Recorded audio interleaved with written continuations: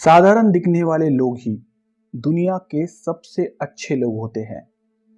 यही वजह है कि भगवान ऐसे बहुत से लोगों का निर्माण कराते हैं। वाकई में दोस्तों, इंसान कितना भी बड़ा हो जाए, कितनी भी ऊंचाइयों को पाले, मगर फिर भी उसका साधारण जीवन ही उसके व्यक्तित्व को निखारता है। आज के इस वीडियो में हम ऐसे ही साधारण से दिखने वाले मगर असाधारण व्यक्तित्व की चर्चा करने वाले हैं, जिनका नाम है the great Abraham Lincoln.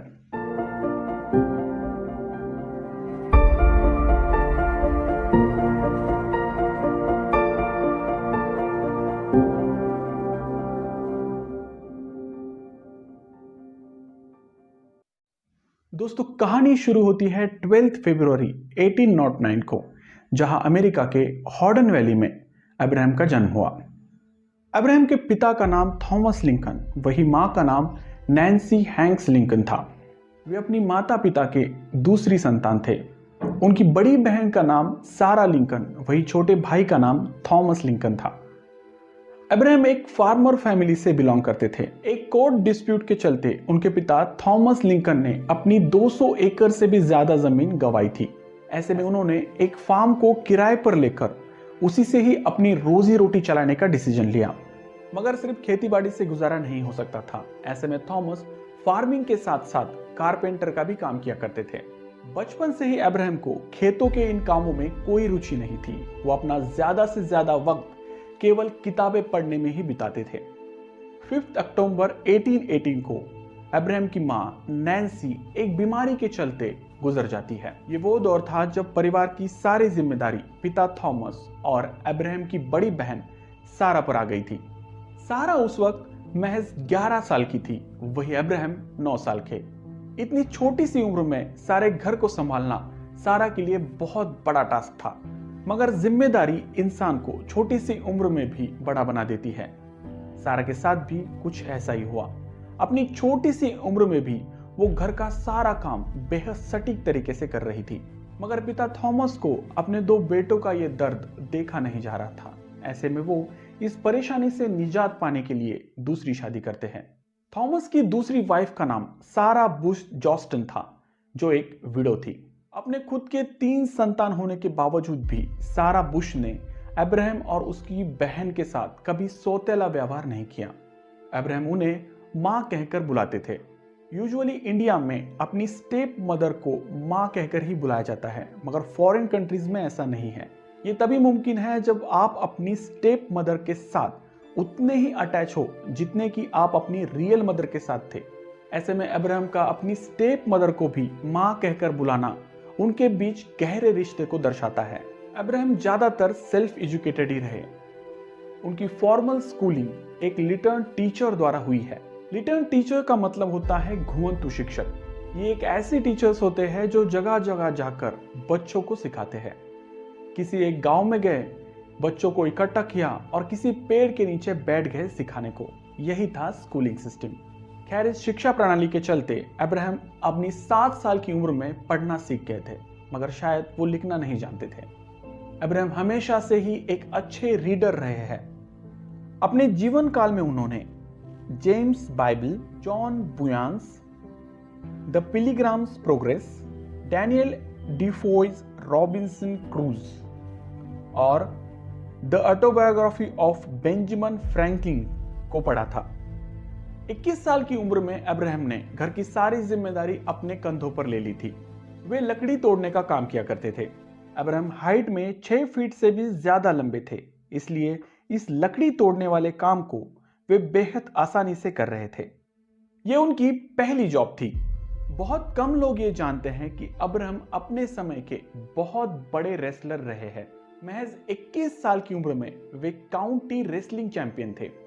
Abraham अब उनके परिवार के साथ मेकॉन काउंटी में रहने चले गए थे। वो इस समय कुछ छोटी मोटी नौकरियां कर कमा रहे थे। हालांकि उन्होंने अपने एक दोस्त के साथ एक छोटा सा बिजनेस भी शुरू किया था, मगर उस दोस्त के शराबी होने की वजह से अब्राहम ने जल्द ही खुद को उससे अलग कर अपना कदम राजनीति की ओर बढ़ाया। साल 1837 में वे विंग पार्टी के नेता बनते हैं। उन्होंने कई सारे चुनाव भी लड़े, मगर काम नहीं बना। वो एक भी चुनाव नहीं जीत पा रहे थे। ऐसे में 1844 को वो राजनीति छोड़ वकालत की पढ़ाई करना शुरू कर देते हैं। वकालत से उन्होंने ज्यादा पैसे नहीं कमाए, मगर इस काम से उन्हें मानसिक शांति और संतोष मिल रहा था। अब्राहम हर उस जरूरतमंद की वकालत करते जिसके पास उनकी फीस तक देने के पैसे न हो। अब्राहम का यह मानना था कि न्याय हर उस इंसान का हक है जो अपना जीवन ईमानदारी और सच्चाई में व्यतीत कर रहा हो। इसमें अमीरी गरीबी को तोलना अन्याय है। अपने 10 साल के वकीली पेशे के बाद अब्राहम साल 1854 में फिर से अपना कदम राजनीति की तरफ बढ़ाते हैं। वे फिर से विंग पार्टी के नेता बनते हैं, मगर कुछ साल बाद ये पार्टी खत्म हो जाती है। साल 1856 में वे एक नई पार्टी रिपब्लिकन के सदस्य थे। इस पार्टी के लिए वे बेहद ही काबिल नेता बनकर उभर कर आए। उनके पॉलिटिकल स्पीचेस लोगों को उनकी तरफ आकर्षित कर रहे थे। ऐसे में अब्राहम वाइस प्रेसिडेंट का चुनाव लड़ते हैं, मगर अफसोस वो कम वोटों की वजह से हार जाते हैं।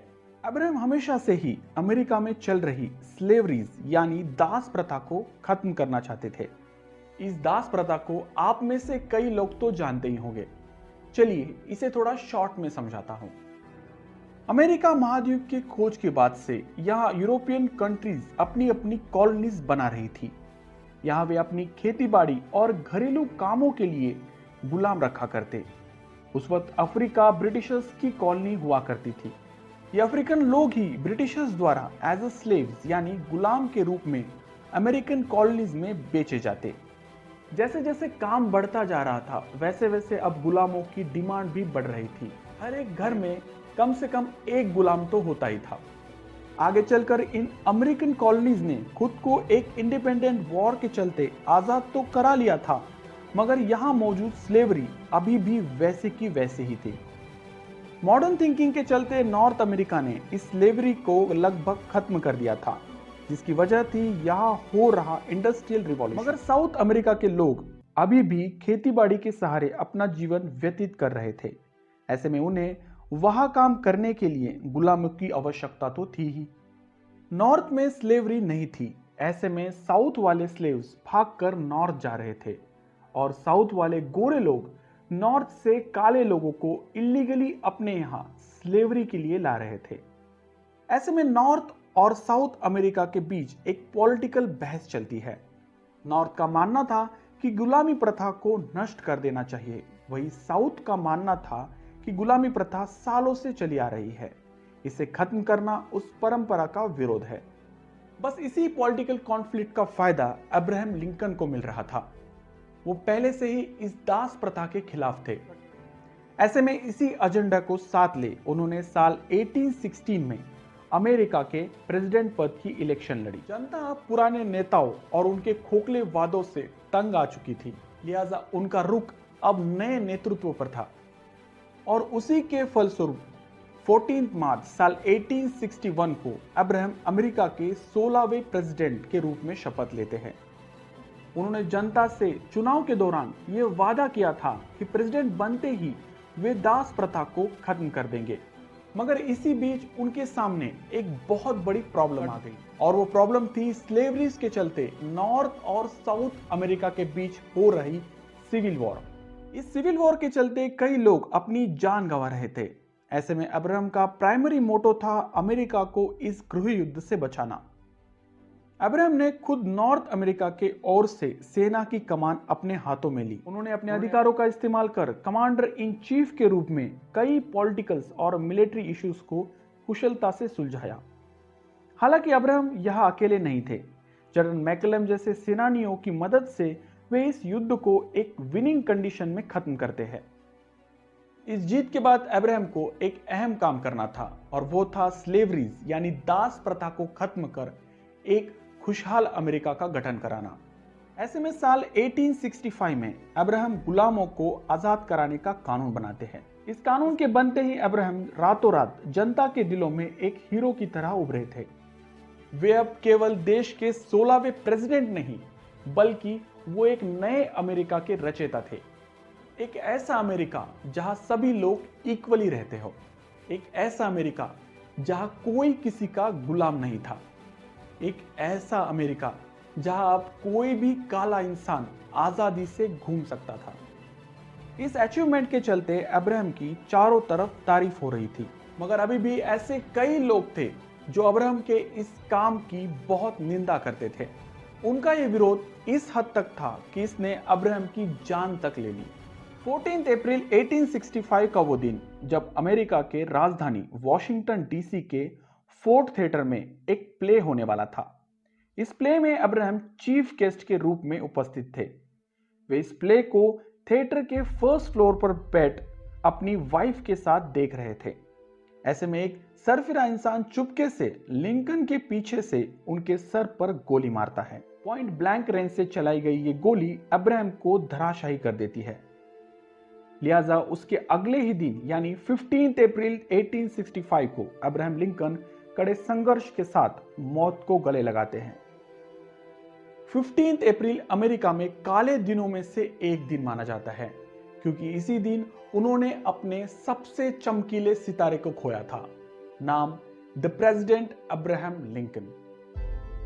अब्राहम लिंकन की बायोग्राफी लिखने वाले उन्हें बहुत ही मजाकिया इंसान बताते हैं। उनका एक किस्सा बहुत ही मशहूर है। एक बार लिंकन पैदल कहीं जा रहे थे, तभी पीछे से एक इंसान ने बहुत तेजी से उन्हें ओवरटेक किया और आगे जाने लगा। लिंकन ने उसे आवाज लगाई और कहा कि क्या आप मेरी मदद कर सकते हैं। उस व्यक्ति ने कहा, बताइए क्या काम है।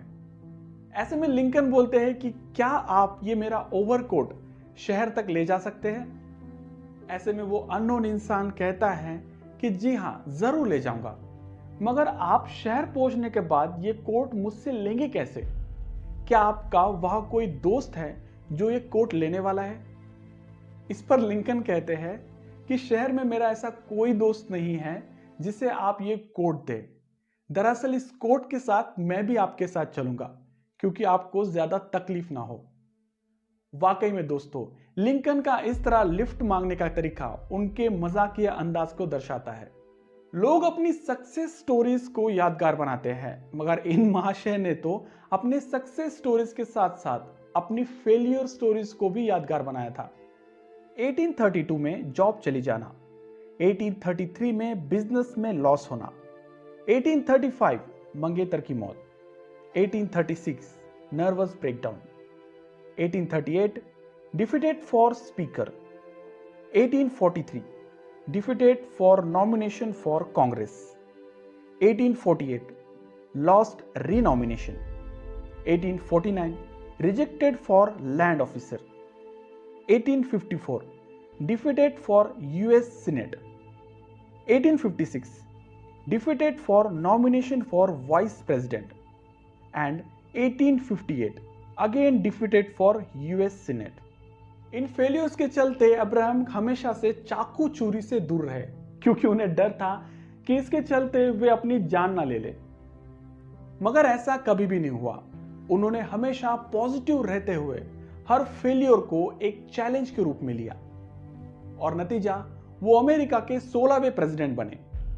अब्राहम लिंकन अब हमारे साथ नहीं है, मगर उनके विचार अभी भी हमें प्रेरणा देते हैं। चलिए जानते हैं उनके ऐसे ही कुछ थॉट्स के बारे में।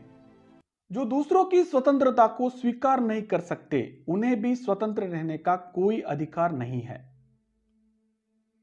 कोई भी इतना काबिल नहीं है कि वो किसी पर उसकी इच्छा के विरुद्ध हुकूमत कर सके।